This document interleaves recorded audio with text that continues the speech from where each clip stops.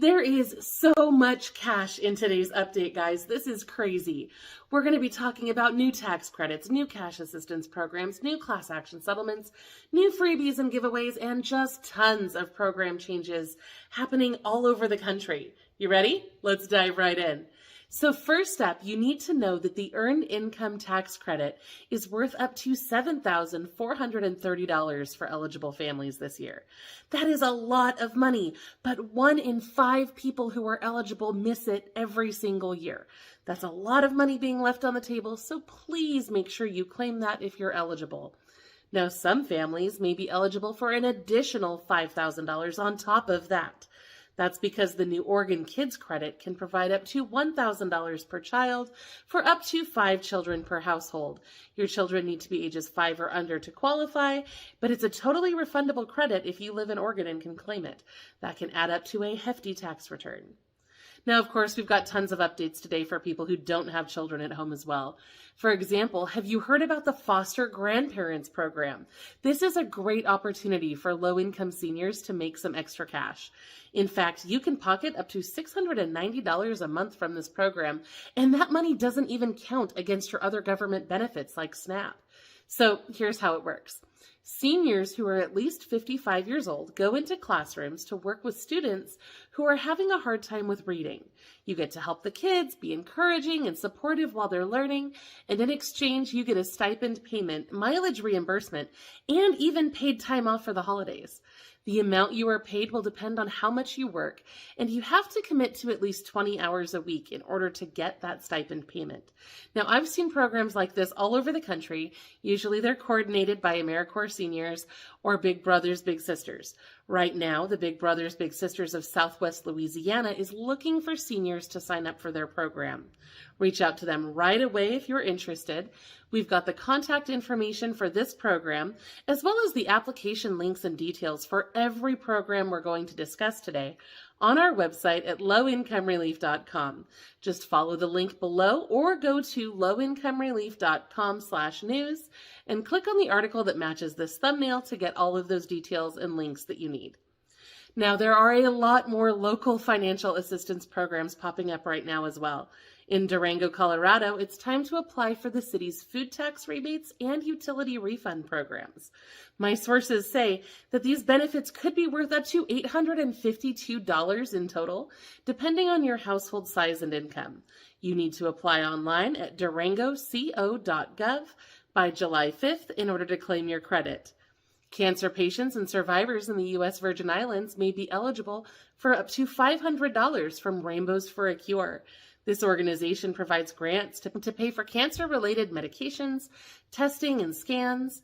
LIHEAP applications are still open in several states. Several organizations are practically begging people to sign up, especially in Georgia and Iowa. If you need help with your utilities, please apply for LIHEAP right away. Free grant writing classes are available to help Hawaiian entrepreneurs, small business owners, and farmers apply for grants. These classes are being offered by the University of Hawaii, and you do need to make an appointment before the end of February. I think they have 3 event dates, and you can meet with them either in person or over Zoom. Now, speaking of grants for entrepreneurs, though, our sponsor Skip has some great opportunities for people who want to start or expand a business. There's $61,500 up for grabs this month between 6 different grant programs. The February Skip grant is worth $1,000 and it takes just seconds to apply for. The $35,000 UPS Store Small Business Challenge is also open for applications. You can get all the details for all of this at lowincomerelief.com/skip. And of course, there are more financial assistance programs being proposed all the time. In Illinois, lawmakers are considering increasing the income limits for the Senior Property Tax Exemptions Program so that more people can claim those discounts. In Mississippi, lawmakers are considering changing the eligibility rules for the Mississippi Resident Tuition Assistance Grant so that an additional 37,000 students will be eligible. Now, Washington lawmakers are taking a different approach, which I honestly think is a little bit weird. They want to implement a bottle deposit bill. This bill would tack on an extra 10-cent charge when you buy something in a plastic, metal, or glass bottle that is 1 gallon size or smaller. This would obviously cover most beverages and possibly other food items as well. The good news is that you can get that 10 cents back when you return the container to a designated collection site. They obviously want to do this for environmental reasons because it's going to encourage people to recycle more frequently. But lawmakers also seemed really excited that this would create an additional revenue stream for low-income people and nonprofits. I kind of have mixed feelings about that particular part because if this passes, everybody is going to end up paying the extra price, but not everybody is going to be able or willing to go through the trouble to get that money back. So I'm not convinced that this is actually going to help very many people. But anyway, at least that's better than what's going on in some of the other states. As guaranteed income programs become more common, so do attempts to ban them. Lawmakers in Arizona and Idaho are the latest to jump on the bandwagon to try to stop guaranteed income programs from happening in their states. These lawmakers are worried that these programs will incentivize people to avoid work, so they're trying to preemptively stop them from happening at all. In better news, our sponsor Injury Claims can help you claim significant compensation if you are eligible for one of their open cases. They're looking for people who have experienced significant side effects after exposure to Roundup, talcum powder, infant formula, contaminated water, PFAS chemicals, Ozempic, hernia mesh, and more. You can browse all of their open claims at lowincomerelief.com/claims for details. Now, you may also be able to claim some cash from some upcoming class action settlements as well. There are 8 cases with deadlines this week, and some of them are worth over $100. In fact, one of them is worth up to $1,000. So let's go over what you need to know to claim any benefits that you may be eligible for. If your Equifax credit report showed an inaccurate account from Plain Green, Great Plains Lending, or Mobile Loans, between 2019 and 2023, you may be eligible for this. You need to apply at tribalreportingsettlement.com by February 20th. If you purchased Suboxone or a generic equivalent between December 2011 and August 2023, you may be eligible for some money. You need to apply at suboxantitrust.com by February 21st. If your data was compromised in the Horizon actuarial data breach, you need to file your claim at horizondatasettlement.com by February 21st. If you were fingerprinted at Biometric Impressions Corp.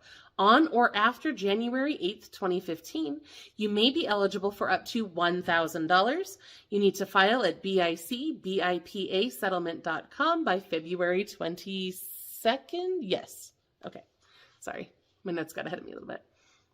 Now, if you were affected by the MedStar data breach in 2022, you may be eligible for money as well. Apply at MAEMSdatasettlement.com by February 23rd. If you were affected by the PracticeMax data breach in 2021, you can file your claim at PracticeMaxDataSettlement.com by February 24th. If you bought eligible items from Grand Cosmetics between January 2018 and December 2023, you may be eligible for up to $150. Apply at jc-settlement.com. Sorry. If your data was compromised by the Home Care Providers of Texas data breach, you may be eligible for up to $125. You need to file your claim at dppdatasettlement.com by February 27th. Oh, and I found some great freebies this week too. If you live in Maryland, you absolutely need to contact your county about getting a free laptop. Montgomery County is giving away 60,000 free Chromebook laptops. Carroll County just announced they're giving away 5,000 laptops. I'm not sure if this is happening in other counties in Maryland as well, but it is worth finding out. In Detroit, Michigan, they are also rolling out some new technology benefits. They just announced 8 new technology centers that will provide free Wi-Fi, loaner devices, job training, and more. You can get the exact addresses for all of these at detroitchamber.com. More freebies are also being proposed by different states, and I'm actually really excited about these ones. Florida lawmakers are making progress toward authorizing free swim lessons for low-income families. The proposal would provide state-funded swimming lessons for children whose parents earn 200% of the federal poverty level or less. The goal here is to reduce drowning deaths. The law would also require each county to have at least one participating vendor to make sure that everyone can access those free swim lessons. Nebraska lawmakers are debating a bill that would provide free diapers for low-income families. The Nebraska Diaper Bank is fully supporting this legislation as well. And of course, though, it's not all good news out there. There are some bad things going on too that we need to talk about. A new Medicaid scam is targeting low-income Americans all over the country. Scammers are making phone calls, pretending to be from the Medicaid office, and demanding your personal information and then your payment information. This is especially common in Wyoming right now, and the state there has said that they will never call you to make a sale. So please don't give anyone your payment information if they say they're calling from the Medicaid office. Be very wary about that. Now, renters in Colorado have been targeted by an entirely different type of scammy behavior. About 40 tenants who were renting apartments from the Meadows at Dunkirk in Aurora received letters demanding that they pay back their past due rent, but they didn't owe any past due rent. It turns out that someone in the office had been embezzling rent checks for quite some time. The landlord reported the theft to HUD and the local police, and then the next day, they tried to get all of the tenants to make up for those missing checks. Luckily, HUD got involved and said that the landlord can't demand renters pay twice. They already paid, it's just that the money didn't get where it was supposed to go. And one more landlord update really quick. Lawmakers in New Hampshire want to expand the reasons why landlords can evict their tenants. Right now, the law is very strict about what circumstances can lead to an eviction, and lawmakers want to add one more. They want to make sure that landlords can evict tenants at the end of their leases as well. Now, in other housing news, it looks like Missouri might be getting a new down payment assistance program. There are new home repair programs in California, North Carolina, Pennsylvania, and Wisconsin as well. We have all the details on all of those on our website at lowincomerelief.com. I'm going to move really quickly through the rest of our updates, though, because I don't have a lot of time today, unfortunately. But please remember, I always have all of the information available on our website so that you can quickly and easily find it there. Arizona and New Jersey are making steps toward expanding affordable housing. Arizona churches especially are pushing for a new law that would allow churches and religious institutions to build affordable housing on their properties. I guess currently they're not allowed to do that, but they want to. In New Jersey, lawmakers are advancing legislation that will require cities to build affordable housing near grocery stores, transportation hubs, and other critical services, because a lot of cities tend to push the affordable housing out into areas where those services aren't available. Now, we've started to see a lot of changes for homeless Americans as well. New York City's mayor was recently sued for failing to expand the city's rental assistance program as promised.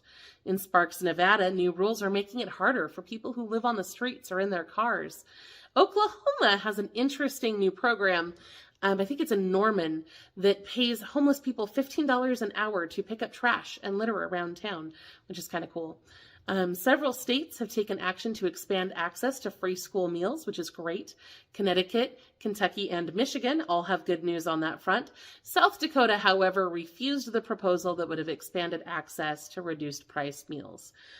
Interestingly, in Nebraska, the governor had a change of heart about the summer EBT program after going around the state and sitting down with some low-income kids who have gone hungry over the summer, and now Nebraska wants to offer summer EBT, which is great. Both Tennessee and Utah are making steps to make childcare more available to low-income families. Massachusetts is expanding transportation discounts. South Carolina has a dental clinic that is expanding services. In Montana, the governor is considering a major restructuring of their low-income assistance programs and outsourcing a lot of that to a company from Virginia. In Oregon, a critical shortage of veterinarians is threatening the state's spay and neuter nonprofits. And one of the people involved is worried that the high cost of college is going to prevent new veterinarians from working with these free programs in the future, which is definitely concerning. Okay, so we covered a lot today. For more ways that you can save money and get free stuff, be sure to check out our other videos. I will see you there, and I'll be back next week with more news you need to know.